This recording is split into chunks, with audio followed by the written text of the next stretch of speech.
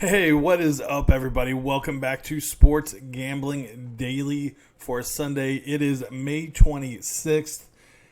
Man, we got another day off tomorrow. It's going to be a fun day of baseball. So it's going to be a fun day of baseball today as well. All right, let's see here. Yesterday, let me go and get into my spiel. If you're new to the program, my name is Jared, and pretty much what I try to do here is post daily sports betting content where I give you my picks, plays, and breakdowns from my sports betting systems. Now, what those systems are designed to do are to find matchups that we can exploit for maximum profitability. So, if that sounds like something you're interested in, consider hitting that red subscribe button, hit that thumbs up button, and also click that bell notification so you'll be notified when I post a new video. All right, I'm going to do my best to keep my hands off the table. I had a complaint or a couple complaints about, I guess it sounds loud when I touch the table. Didn't realize it, so I will do my best to keep my hands still. Let's see here. Yesterday, not the best day. We went 0-2 in our YouTube plays and 2-1 in our extra plays. So that put our total at 2-3 on the day at minus, I want to say it was minus 1.4 units, somewhere around that total. So it's not the worst day, obviously, but we will bounce back. I'm not worried. Hey, you can't win every day in sports betting. And even though those unders weren't even close, I still liked my thought process on them. And, I trust my system. I also trust that, I got long-term results with finding matchups that those two particular matchups qualified in. Just because they got blown out doesn't mean they are a bad bet. It just means it didn't work out for us that day. That's why it's important to have a minimum 100 unit bankroll when you are at least betting systems, because there are some variance and there's also some there's some spots that on paper maybe not look so good, but the thing is you can't hesitate to pull the trigger. So you have to trust what you're doing and trust your capping, trust your methods, and then you just throw it out there. And at the end of the day, it's just one unit, and you know that if you have a winning system, if you have a winning methodology of doing things, then it's going to happen. People that freak out about losses, it's crazy to me. It just tells me that they're a little inexperienced, because sports betting is just not about winning. You will lose. I mean, it's impossible to win every day.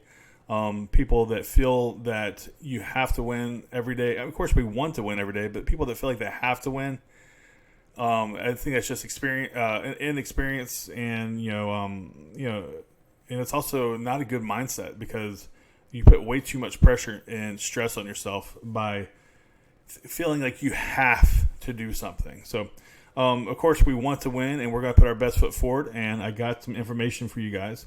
Before I get into all that, let me remind you guys about the Discord. Now, I'm getting blown up on Instagram, which is awesome, so I'm sorry if it's taking me a while to get to each and every single one of you guys. I will eventually be able to get to all of you. I think yesterday I had like 30 requests. It's a little overwhelming, but hey, it's what I signed up for, so I definitely appreciate you guys reaching out to me. So the Discord looks like this. It's a group, I think we're right at 700, maybe a little more than 700 people in there now, where everybody gets together, talks about sports all day long. We all talk about how ways we can beat the books. We all look for advantages and angles that we can take advantage of. So it's a group of like-minded individuals such as yourself. So if you're interested in joining the winning team, it's free, and come over here to Instagram to Sports Gambling Daily. I will make sure to get you in the Discord. We'll have a small conversation. Nothing big, nothing crazy, nothing you got to study for. I'll ask you a couple questions, and then you're in. And it's well worth the effort to get into that bad boy. All right, let's talk about, let's see here. Do I have anything else? Yeah, I think that's it. Let's jump into today's plays. I got 4 plays, and I think I also have a couple leans for you guys. I'll go ahead and get into all of that. We'll start off with the first play. So we got the Braves taking on let's see here. The Braves taking on the Cardinals. We got the Braves coming in at 29-24 versus the Cardinals. You know, they do have a winning record of 26-25. You got Tehran versus Jack Flattery. Now this is the late game. This is the marquee Sunday night game. All right, so Tehran, he lately has been turning in some of his finest pitching of his career in his last 4 starts. He has a 0.79 ERA, 2 earned runs, over 22 2/3 innings. He has limited hitters to just hitting .132, so 132 batting average. Now Jack Flattery, on the other hand, he has made consecutive 6-inning starts and allowed 3 or fewer earned runs in 5 straight games. He has not given up more than 4 in any of his last 6 starts, 4 hits. The biggest problem for Flattery is he continues to put people on base. He gives up that free pass way too often. All right, let's look at some trends here. So the Braves are 5-1 in their last 6 versus a team with a winning record. Now the Cardinals are 0-6 in their last 6 games following a win. The under is 5-0. Oh, I forgot to take that out. Hold on, guys. Yikes. We don't want to remember anything about the under in the Orioles game. Boom. Sorry, guys. I guess I should proofread when I do things. All right. The Braves are 5-1 in their last 6 meetings in St. Louis. And when Baker is behind the plate as the umpire, the road team, which is obviously the Braves, is 7-2 in their last 9 games behind home plate. All right. Let's see here. Boom. Major League Baseball System 2, Braves plus 144. I got this thing at great value. I actually see the Braves being the favorite. That's how I lined the game. So when I saw this line, I had to double, triple, quadruple check it. I really like this play a lot. It's one of my best plays of the day, in my opinion. Braves plus 144 at 5 dimes. 100 does not win 100. Golly, I really milled it in today, didn't I? 100 wins 44. All right. Next up. Oh, my God. We got the Braves taking on the Cardinals again. That's right. So, man, I really messed up, guys. So this should have the just don't look at that. It should be the Braves versus Cardinals. Sorry. All right, so I was rushing to get this video out because it's so late in the morning. All right, hey, look, the over is 6-2 in Toronto's last 8 games versus a team with a winning record. Over is 9-2 in Flattery's last 11 versus a team with a winning record. The over is 17-6 in their last 23 meetings. And then the over is 4-1 in Toronto's last 5 starts with Baker behind the home plate as the umpire. So it won't take a genius to figure out where I'm going with this one. That's right. We going over, baby. But here's the thing. So we got the Braves versus Cardinals over 9, minus 119. That juice is so heavy. I don't know what to do with this one. I want to wait, but I don't want it to drop any further than 9. I feel like you almost have to jump on it now if you want it. I'm going to keep my eye on it, but as of right now, over 9, minus 119. If you are interested in this play, you need to do the same thing. I found this line at BetOnline, the minus 119. It's just a lot of juice to pay for that. But typically when you have high juice like this, it could go to 9.5. So, and of course we don't want that. We would rather have the 9, just, almost as if an out, that way we can,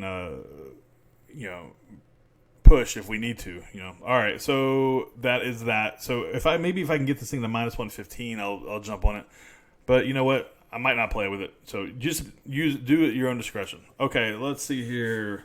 Matchup number 3, Red Sox versus my Astros. You got Eduardo Rodriguez taking on Justin Verlander. This first pitch is at 2:10 Eastern Time. Minute Maid Park. All right, Eduardo Rodriguez. He has struggled versus left-handed hitters this year. There's no doubt about that.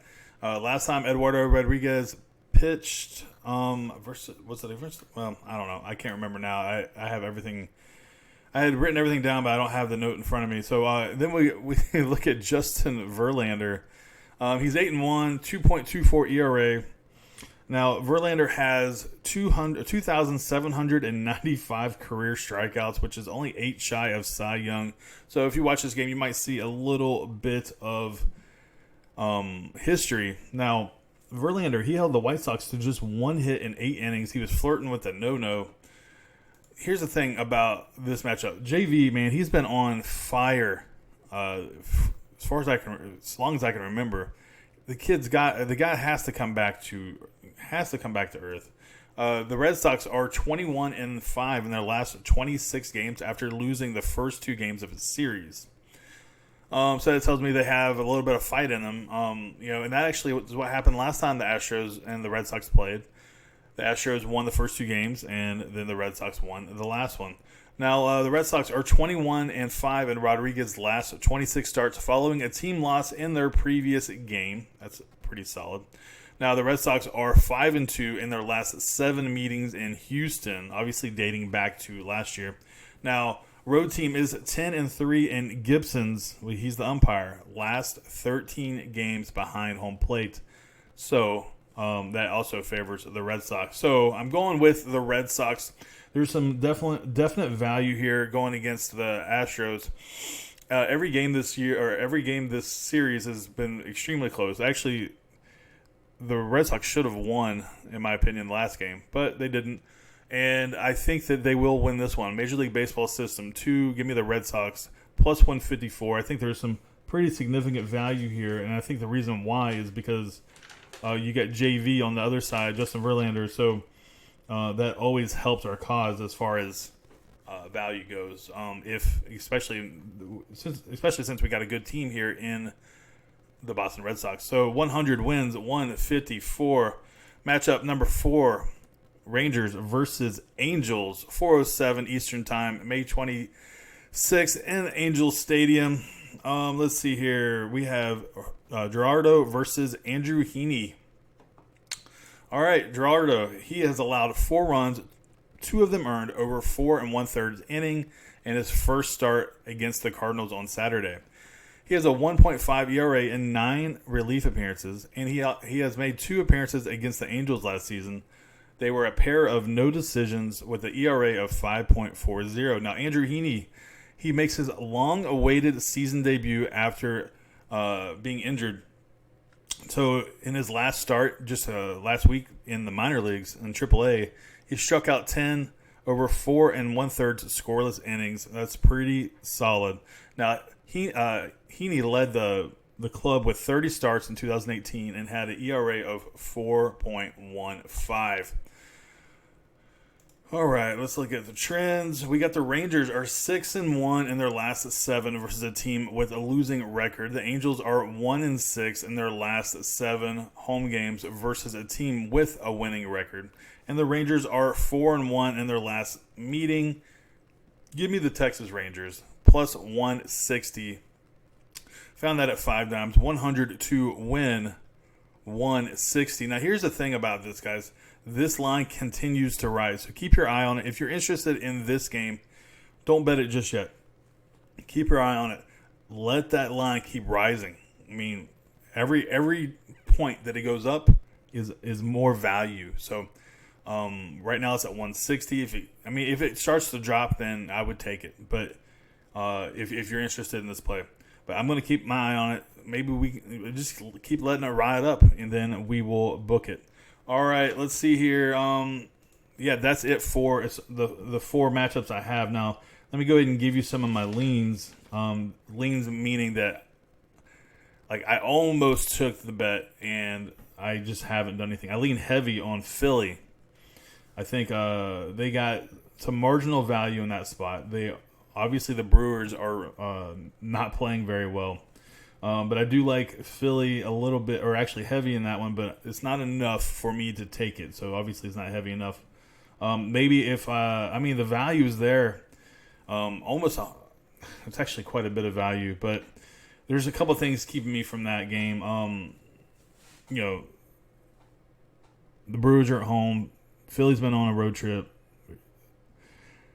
I don't know. Maybe I'll come back to that one. So make sure you join the Discord so you know what my additional plays I'm taking. All right. So I also have, let's see here, heavy lean on the White Sox Twins over. It's very significant. Let's see here. And then I also lean Pitt, but they burned me yesterday. But there is some value there. But I feel like there's some better spots to take advantage of. Let's see here. And they're trying not to get swept either. And then I also have a lean on Detroit. They're getting pretty dang good value. Actually, they're not getting as good as value as I thought. But, it's Detroit. How are we really going to put money on Detroit in this particular moment? And then the other thing is Baltimore versus the Rockies. Now, I'm still diving deep into this one. But you can't tell me that the Rockies, as awful as they've been, should be favored by minus 300 on anybody, even the Marlins or whoever. So inherently there's some value just on the money line on the Orioles. So and then the Orioles are coming off a win. Obviously the ball is sailing out of the park over there in Colorado. It's one of those things that I'm going to have to continue to look at. I think that game starts at 3 o'clock Eastern time, if I'm not mistaken. I have to go back and look at that. But, I might add the Orioles to my selections. But the problem is you got David Hess pitching. But, the Orioles have been hitting lately. So, when they were playing the Yankees, their bats weren't cold. The Yankees just out-hit them. And now they're in a slugfest here with the Rockies. So, the bats are actually pretty alive lately. So, all things to consider. So, all right, that'll do it for today's show. Happy Memorial Day tomorrow. And, have a good weekend, guys. And I'll see you on the Discord. I'll be in and out. I got a lot of family stuff planned today. All right, good luck to you. Good luck to me. Good luck to all of us. And I'll see you guys tomorrow on a Memorial Day edition of Sports Gambling Daily. Peace.